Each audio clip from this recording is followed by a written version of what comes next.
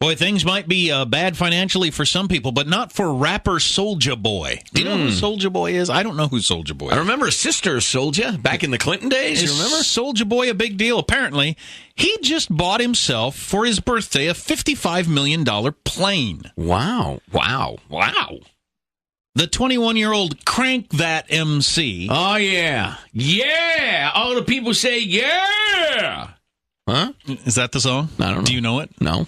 Bought an opulent G5 jet this week. I didn't know those G5s were that expensive. I hear people talking about $55 Well, they don't cost that much. The jet itself costs $35 million, but Soulja Boy paid $20 million in improvements on his $35 million jet, including custom Italian leather seats, flat-screen TVs, 4 liquor bars, a special travertine-tiled floor, and Brazilian hardwood cabinets. 4 bars on a plane? You wouldn't think even with all that stuff you could spend $20 million on the improvements of a $35 million plane. Do you need to pimp out your G5? $55 million private plane. Wow. Then he dropped a comparatively paltry $300,000 on a birthday party at a Miami nightclub.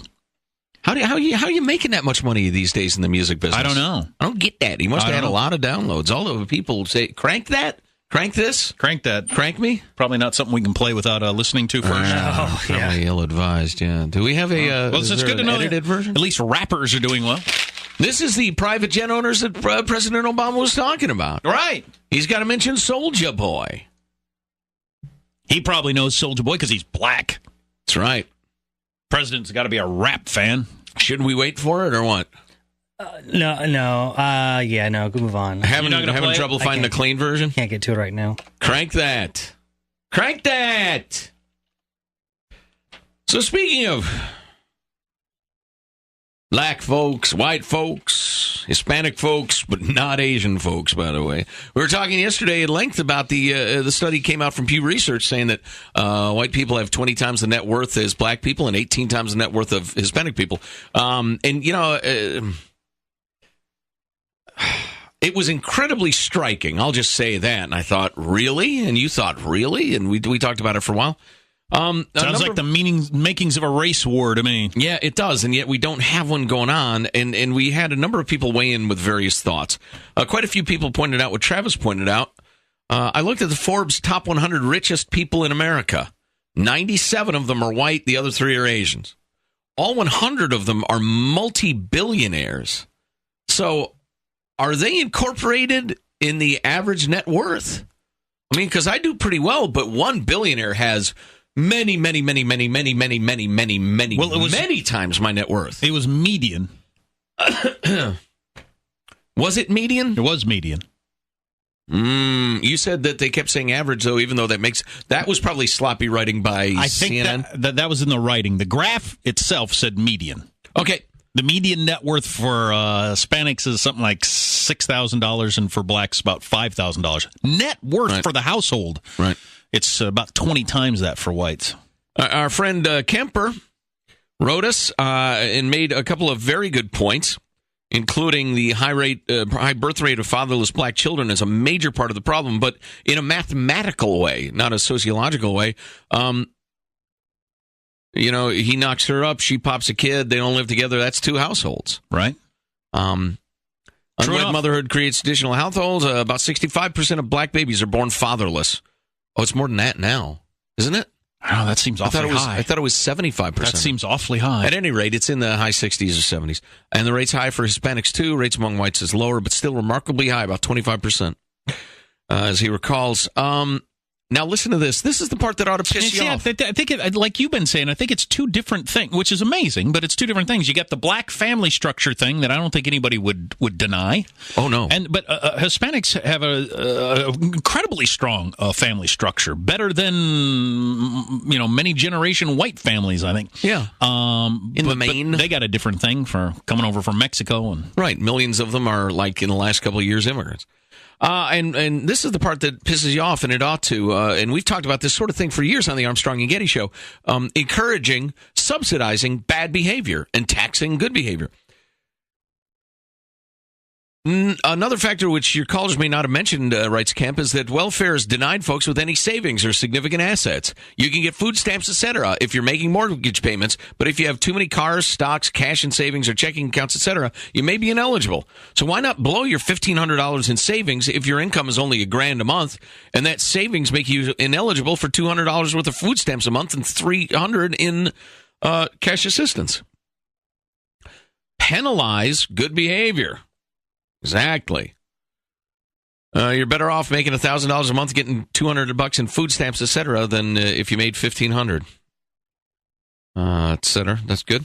Interesting. Let's see. There was one more. Oh, that's right. We get an interesting clipping somebody sent to us. This is from the Sacramento Bee, February of 2000.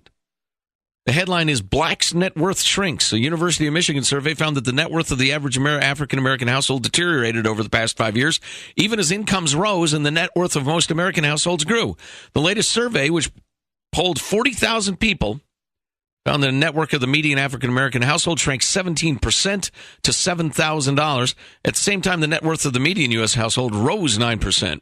The decline reverses a 10-year trend in which average African Americans' net worth more than doubled and challenges the conventional wisdom that African American finances suffered in the Reagan-Bush years and improved in the Clinton years. Researchers are unsure what caused the reversal. That's back from the year 2000. Which I guarantee is the sociological family causes. I mean, it's just got to be. It's got to be. And then one final note. Shelley wrote us this email. You get this a lot, so I figured I'd bring it up to debunk it, mostly debunk it. Attitude, education, ambition, it all starts with family.